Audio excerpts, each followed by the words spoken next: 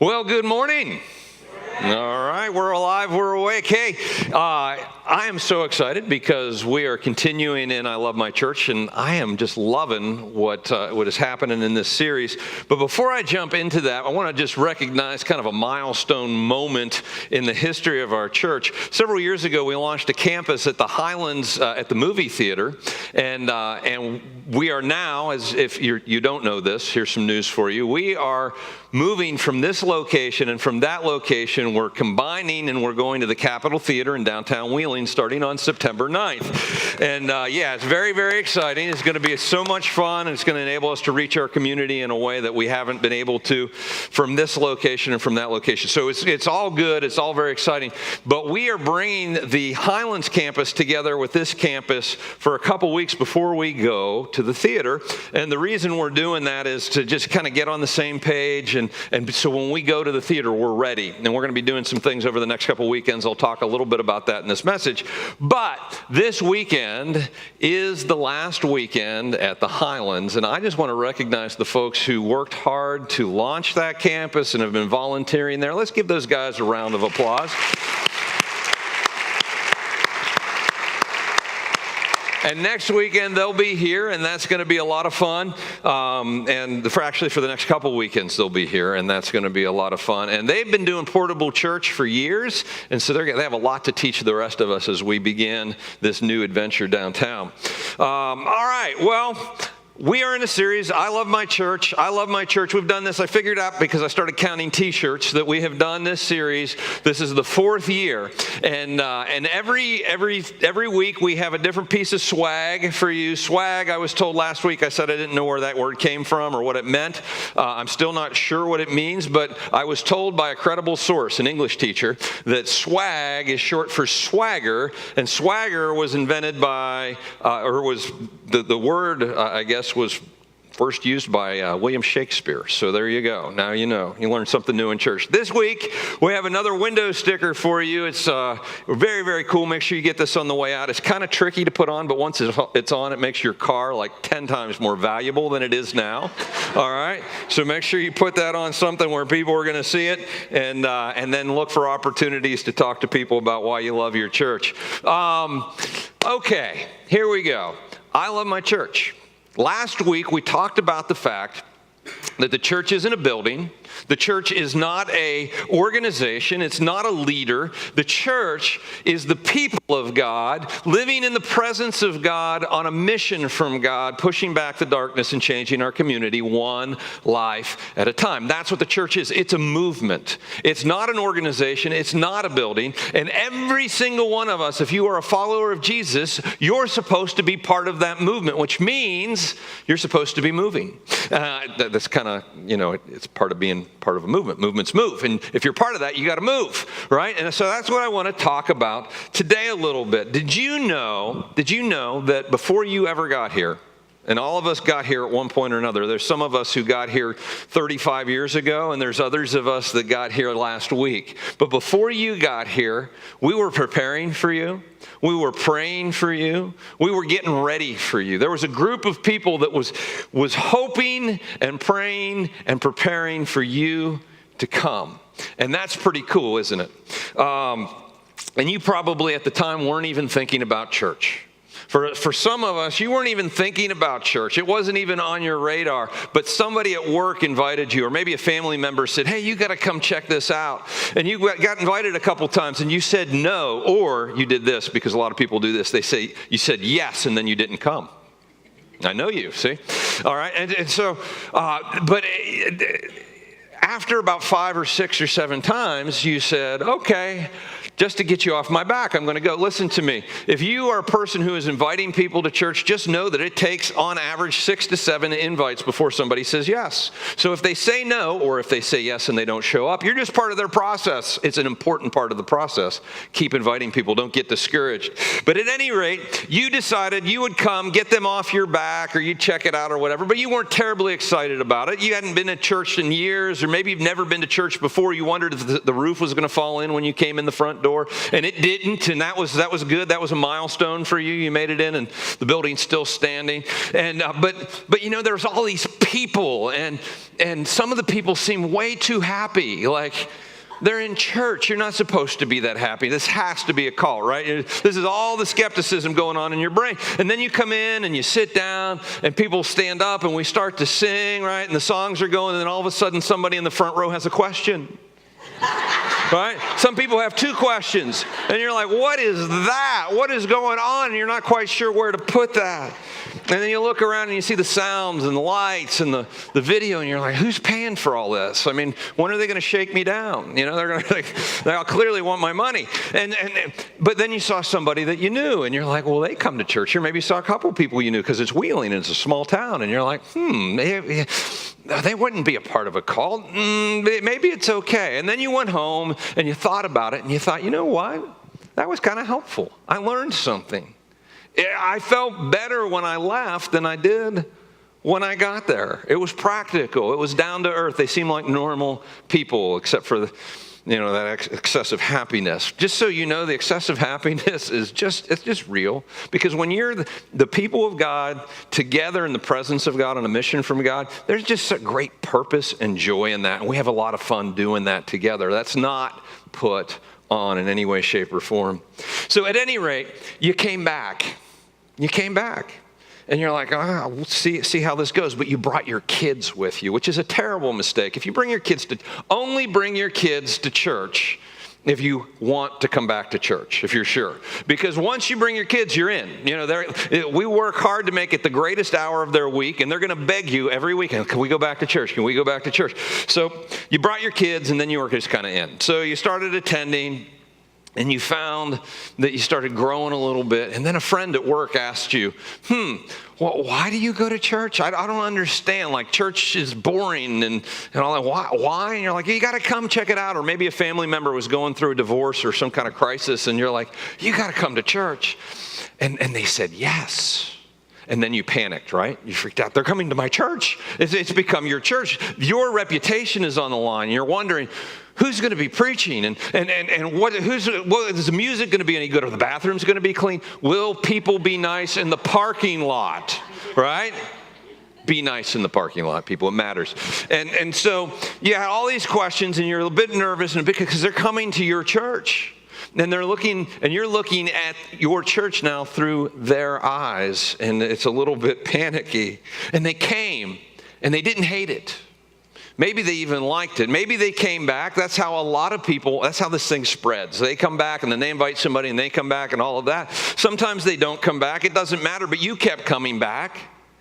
And you started to grow. And then you got involved maybe in the Alpha course or in Starting Point or in a small group of some sort. And you began to grow spiritually. And your life started becoming better. And your relationship with God became your relationship with God. And you began to come alive. And now you're a regular around here. This is your church. You love your church. And maybe that took a couple months, and maybe that took a couple years to happen. It's different for everyone. But in either case, you're here, and this is your church, and you love your church. Now, some of us came in a completely different way. And maybe you were raised in the church, and so you were looking, right? And you knew this was your church before you ever walked through the front door because you watched online and you're like, that's my church. Maybe you drive an hour to get here. That's my church. I don't care. You are a Jesus-loving, WWJD, Hillsong singing, hands in the air, Jesus enthusiast. You love your church. You're the people with the questions, right? And, right. You didn't need to warm up. Yeah, this was home from day one, and I know a lot of us came in that way. But either way, you're a regular attender, this is your church, you love your church. Awesome. Now, if that is you, either one of those or anything in between, I need your help. We need your help. And I want to help you out, actually, because what I'm going to invite you to can and will change your life if you engage it. We need to prepare for those people who aren't here yet. I said, people have been preparing for you before you ever even thought about this church. And I want to give you the opportunity to do for someone else what someone else has done for you. I want you to be a part of that. I want you to be a part of the preparation. I want you to be a part of the praying. I want you to be a part of changing people's lives and eternities. And I'll say it right now on the front end of this. If you're a follower of Jesus, you've been called to be a part of this. You've been called to be a part of the local church. We need to prepare for those people who aren't yet here yet. We need to prepare for the kids who aren't here yet. Back in July, we did a football camp, right? Anybody remember the football camp? 325 kids completely filled the camp, probably invited with their parents and guardians 1,000 people to come to church. Some of them came. Some of you are them. Some of them are yet to come. They're going to come. We invited about 5,500 people at Easter Extreme back at Easter time to come. They're going to come. We invite people from our community, and you guys are inviting people all the time, and we need to be ready for them. They are coming. They're coming to your church. Right now, there is a husband who is begging his wife to fight for their marriage and saying, hey, maybe we can get some help at church. Or there's a wife who's praying for her husband and asking him to come to church, and he's resisting because he's skeptical about the whole thing. Or there's a kid who's been to one of our programs, or maybe your kid brought their kid and they found out what an awesome time it is, and they're begging their parents to come. At some point, they're going to win the argument. They're going to win the battle of persuasion, and they're going to show up. And they're going to show up with a skeptical parent or a skeptical spouse. And they're going to look for reasons not to come back, and they're going to give us one shot. And if we're not ready, it matters. And we don't know who those people are, but that's okay. We didn't know who you were either. But we do know when they're coming. They're coming next month. They're coming next month. See, in the seasonal rhythms of church, and the world in general, there's something about September and there's something about January that people start looking for a church. And so those people we invited back in April will show up in September. Those people we invited over the summer will start to show up in September and October. And we, my friends, need to be ready for them. And as we move to the Capitol Theater and the buzz that's surrounding that and the questions and people just, they don't even know how to get their heads around it. They're going to come just out of curiosity to see, and we're going to get one shot. And I want to invite you to prepare for them, to be a part of doing for someone else what someone else has done for you. My goal is to persuade you to make a difference with your life, to provide for the next generation, maybe the opportunity the previous generation provided for you or for your kids, to make a difference in the lives of people. And I need you to help me do that. I need you to help us do that. And frankly, as I said at the beginning, you need to do it for you. And we'll talk more about that in a minute too. Now, did you know that you are the answer to Jesus' prayer? You are. You are. 2,000 years ago, Jesus is walking around. He's got his disciples with him. Jesus always has a crowd with him wherever he goes. You read the Bible, unless he's snuck away to be by himself, he's got a crowd around him. And he's got this crowd of people, and it's a mixed crowd. It's just not the Jesus people. He's got some Jesus people with him, but then he's got like skeptical religious people, and then he's got people who aren't religious at all, and they're just checking him out just because he's the latest thing or the greatest show in town. And it's this whole mix of people, kind of like church today. And they're all checking Jesus out, and Jesus looks at them. And it says that he has compassion. I'll read Matthew 9:36. He says this: when he saw the crowds, he had compassion on them because they were harassed and helpless, like sheep without a shepherd. See, the posture of Jesus' heart towards people, not just church people, but all people, is compassion.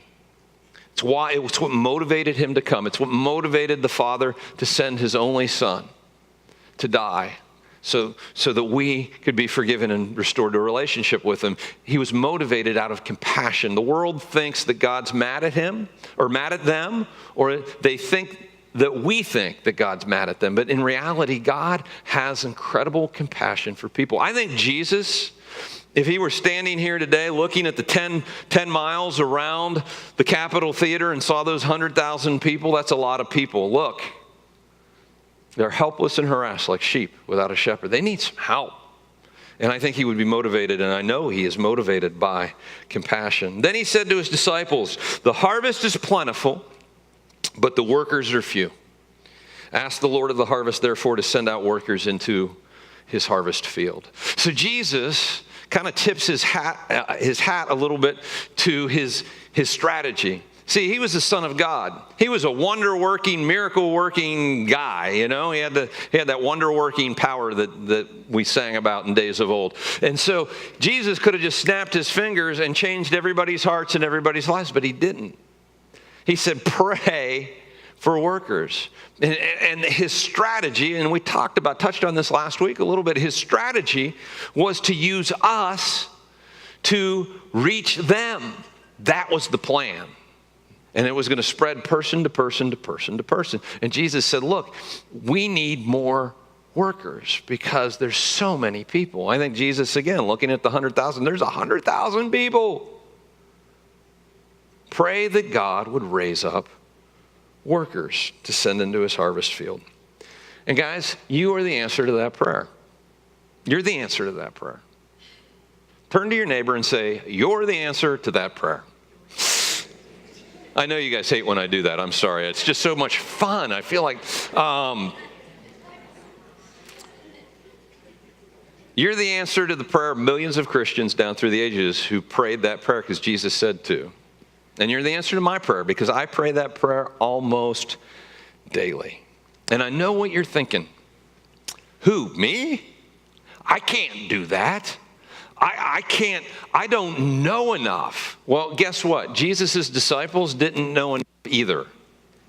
Jesus' disciples were not religiously trained. They were fishermen and businessmen and IRS agents and political revolutionaries and who knows what else, but they were not the religious elite.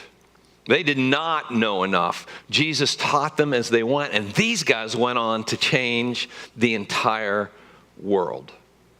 And he wants to do the same thing through you.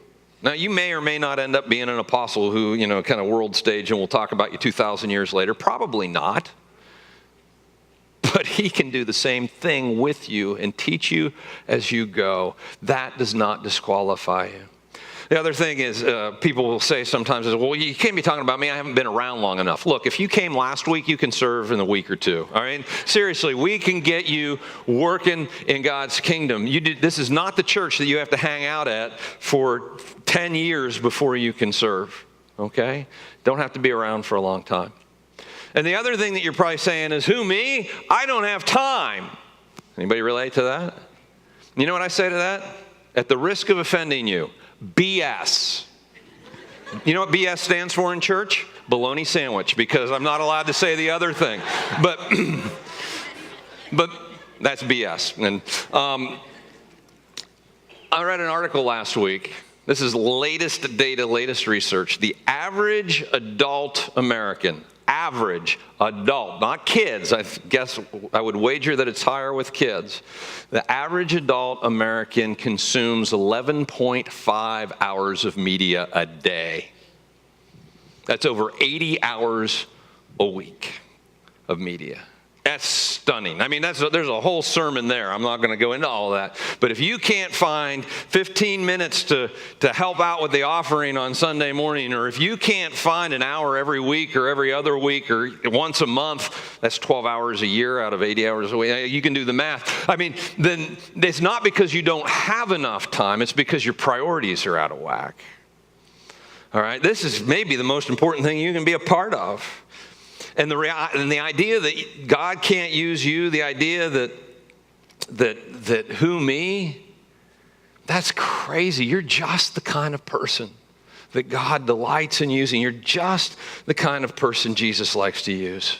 Jesus delighted in using ordinary, average people to have extraordinary impact And I believe he wants to do that in and through your life as well, and in the process give you purpose beyond what you can imagine. Jesus' followers, like I said, they were fishermen, tax collectors. They were just regular Joes. They came from a region called Galilee. Galilee was not unlike West Virginia. It was the hill country. It was kind of those people, they would go to Jerusalem and people could pick them out by their accent, right? Because they talk like hillbillies from West Virginia. And that's not the most intelligent accent, is it? No. So these guys have these hillbilly accents. They're just working guys. Jesus taps them. They don't know enough. They learn as they go. They follow him one step at a time, and Jesus grows them into the guys that actually change our planet. I mean, it was unbelievable. Now, in Acts 4:13, this is after Jesus left, and Peter and John are hauled into prison and then taken before those religious leaders who are the most educated people in their society. You know, these are the guys that talk like this, Lovey. All right? And so they get pulled before them, and they're talking in their hillbilly accent. And in Acts 4:13, this is what it says. When they saw the courage of Peter and John and realized that they were unschooled, ordinary men, they were astonished, and they took note that these men had been with Jesus. They're like, where did these guys learn this? Well, they learned it from Jesus, and they learned it along the way. And when they said unschooled ordinary men, they're referring to their accent, they're referring to their occupations and what they had done for a living. And the word that they use there in the original language for unschooled ordinary is the word idiotos. It's where we get the word idiot, right? And they weren't idiots. Obviously, they weren't idiots any more than you're an idiot. And if you are an idiot, then I'm sorry, I didn't mean to offend you. But you're not. You're not. But most of us are just unschooled, ordinary folks. And Jesus delights in using people like you and like me to make a difference in our world, to make a difference in people's lives, to change eternities. Every single one of us is qualified. And even, I would say, called. And I'm not asking you to be an apostle. I'm just asking you to be on the team. Like, do something. And you may find, wow, this is so much fun, and wow, God's kind of calling me to take another step and maybe more responsibility, and that will grow into who knows what, and I don't even care, and you shouldn't care either. Just let that happen as it happens. But I'm just asking you to take a step onto the team and to be a part to do something, and you'll be glad that you did. Jesus assumed that his followers were servants. That's one of the things he taught over and over and over again. If you're going to follow me, you got to be a servant. You got to serve other people. Humility and service were two biggies for Jesus, and he hit them over and over and over again. Humility is a posture of the heart. Service is an action. You can't be a servant who doesn't serve. Did you know that? You actually have to do it. You're like, well, in my head I'm a servant. Well, that's great, but that's not really accomplishing a whole lot. You got to actually serve. We say it this way around here: saved people serve people.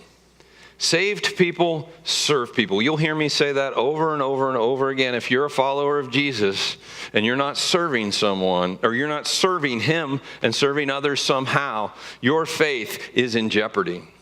Your faith is in jeopardy, but not just your faith, the church. The church needs you. Again, the church isn't an organization, it's not a building, it's a movement of people who are moving. And you are a necessary and critical part of that, no matter what part you play, if it's big or small. The Apostle Paul in 1 Corinthians chapter 12 talks about the church being like a body. And he says Jesus is the head, and every single one of us, every person who's a part of it, is like a different part. Some of us are fingers, some of us are toes, some of us are knees, some of us are shoulders or elbows or whatever other parts. I mean, organs, different parts. But in order for that body to be healthy, all the parts need to be functioning. And if you are missing, even if you're just the big toe of the body of Christ, if you're missing, it's going to be obvious. The body's not going to be working as effectively as Jesus designed for it to work. You are necessary. Now, some of us are the buttocks of the body of Christ. You have been sitting around on your buttocks watching other people serve. It's time, like that's one part that Paul doesn't mention, but I'm sure if he did, he would say, don't be the buttocks of the body of Christ. It's time to get off your seat and get moving. Gosh, I'm offending people today. I love it. All right. See, in 1 Corinthians 12:27, this is what he says. He says, all of you together are the one body of Christ, and each one of you is a separate and necessary part. You're necessary. You're necessary. See, if you're not serving the church, it doesn't work right. If you're a follower of Jesus, if this is your church and you're not serving, we're missing out.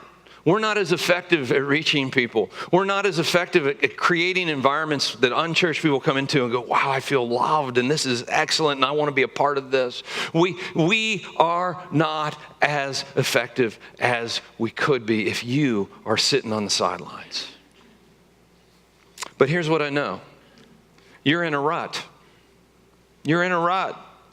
You have a routine. You like your routine. You know how I know you're in a rut? Because when you walked in today and somebody was sitting in your seat, you had to have an attitude adjustment. Hopefully you didn't say anything, right? You just kind of went to another seat and you spent the first 2 songs working through it, and then you were able to praise Jesus on the last one. But you didn't like it when somebody was sitting in your seat or somebody parked in your parking spot. Ooh, boy, it gets testy out there. You have to work through those bad attitudes. It's inertia. An object in motion tends to stay in motion. An object at rest tends to stay at rest. You've got to exert an outside force to get things moving. And that's what I want to ask you to do today. Like, it is worth kicking yourself in the rear end and getting in the game. And for those of us that aren't serving currently, that's what it is. It's like, I'm going to have to mess with my schedule. I'm going to have to mess with my routine. It's worth it. It is totally, totally worth it. You need to get on this team. You need to. You need to get on this team. And I'm going to give you 3 reasons why besides the ones I just gave you. 1, because I'm asking you to. Or if you're a Highlands person, because Myron is asking you to, or if you're connected with somebody else in the church, Jen or Mike or Julie or Cindy or whoever else, pretend like we're sitting across the table from you and saying, will you do this? Will you do this? I'm asking you to. I spend every week slaving over a hot Bible just so, I'm just kidding. I'm not going to do the Italian guilt thing. All right. But do it for me. I'm asking you to. Do it for you, though. Do it for you. Your spiritual growth and development hinge on your service. It's one of the fundamental elements of spiritual growth. And yes, you can grow for a while just sitting and listening to sermons and worship and just kind of consuming for a while, but eventually you will stagnate and you will grow frustrated. And you will begin to disconnect from Jesus and his church because you weren't meant to just sit and consume. You were meant to contribute. And Jesus uses service.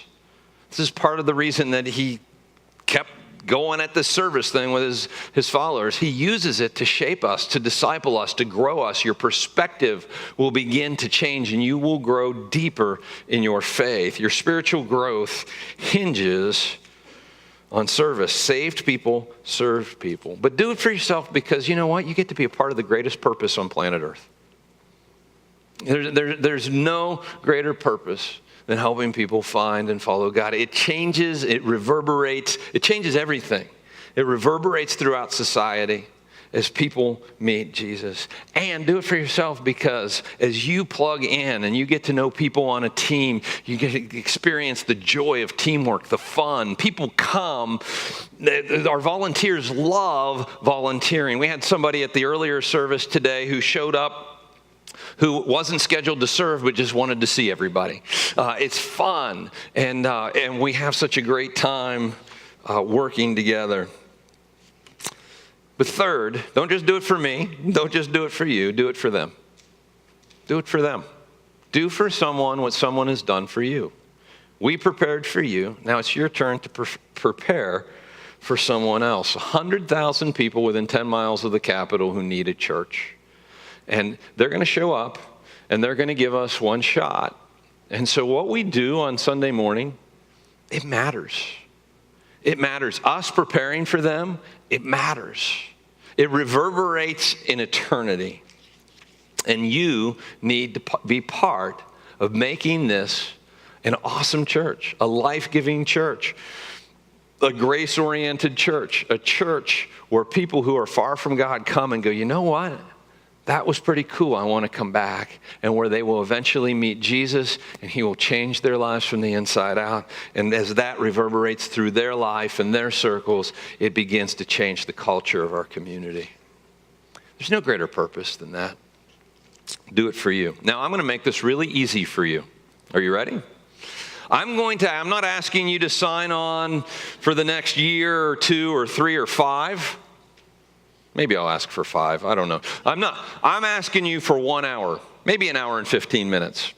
I'm going to ask you for 1 hour to an hour and 15 minutes next weekend or the following weekend. We're doing volunteer orientations during the services. So we're going to do volunteer orientation next weekend at 9:30 and another one at 11:15. Then the following weekend, we're going to do one at 9:30 and 11:15. There will be 4 1 hour to 1 hour and 15 minute sessions. Are you following me?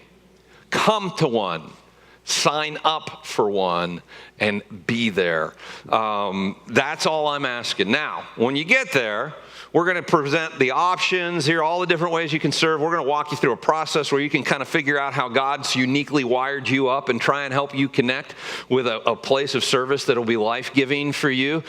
It'll be really, really good. You're going to enjoy the experience, and then we're going to help you step into that service. So there will be an opportunity to sign on over the next year to help out. And there are opportunities every week that are 10 minutes to help with the offering, to every other week with children's or on the front door, or there, it could be an hour a month. It can be everything in between. We'll help you find a mode of service that fits with your schedule and your availability.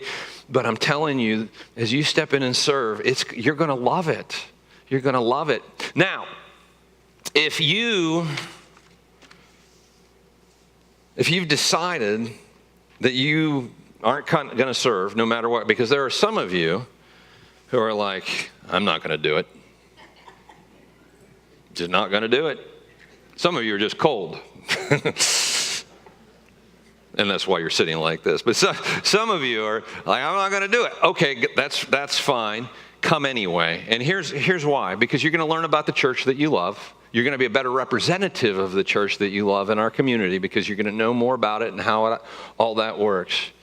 And honestly, secretly at the end, I'm kind of hoping that you'll go, you know what, I can spare a little bit of time to make a difference in people's lives. But for those other reasons, come. And I promise you, it's going to be a sales pitch. I'm just telling you up front, full disclosure. It's going to be a sales pitch. But that's okay, because everybody who buys our product loves it. Our team members love being on the team. It's fun. It's fun, and it's purposeful, and it's making a difference with your life. And you, my friend, need that. You need that. And it will help you grow spiritually. So if you're not currently serving, plan on signing up for one of those time slots. You can come to an orientation, and then you can come to a service. It's during church. It doesn't get any easier than that. Now, if you're like, but I can only, I can't stay for the whole time, then go to the orientation. I give you permission to skip church. You're not going to want to skip church. It's going to be a great message, but but if you need to, go to that instead of going to church. Does that make sense? Nod if you're with me, all right? This is really, really important. It's that important. But sign up for one of those 4 time slots on your Connect card, which was attached to your program, and some of you didn't rip off. Go ahead. I want to see who didn't rip it off. Go ahead. There we go. Thanks, Ron. Anybody else? Anybody else want to come to Jesus, rip their Connect card off? Hey, I see that hand in the back. Praise the Lord. All right. So here we go. See all kinds of people. We're coming to Jesus. Can we have fun in church? All right. So Here's the deal. Volunteer orientations, it's on the back. Make sure your name's on the front because we don't know who you are if you don't put your name on it. On the back, there's 4 times to sign up for. Sign up for one of those times and come. And please let us know which time you're coming to. We have a lot of people to manage and a limited amount of space. That'll be very, very helpful.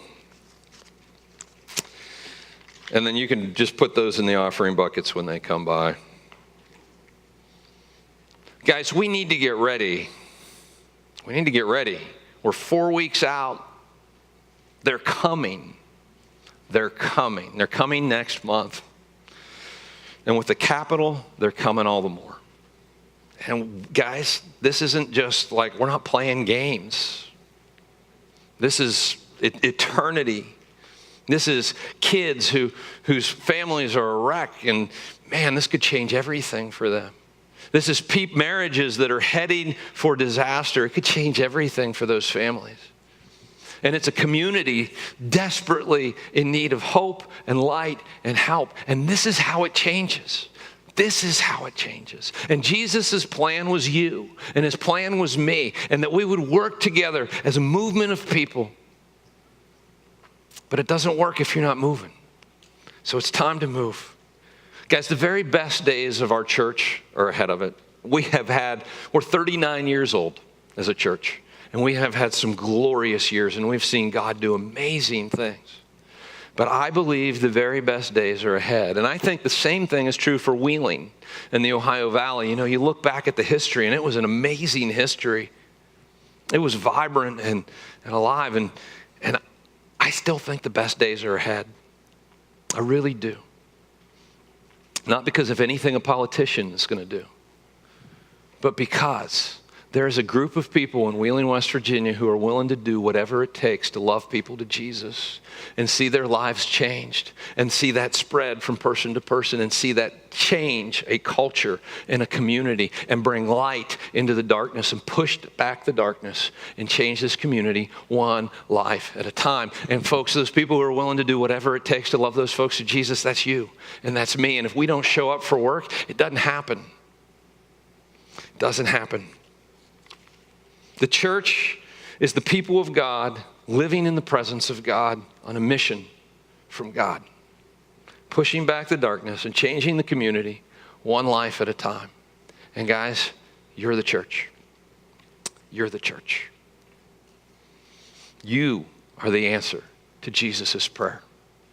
And I believe if you're not serving, that this may just be the answer to your prayer. You just don't know it yet.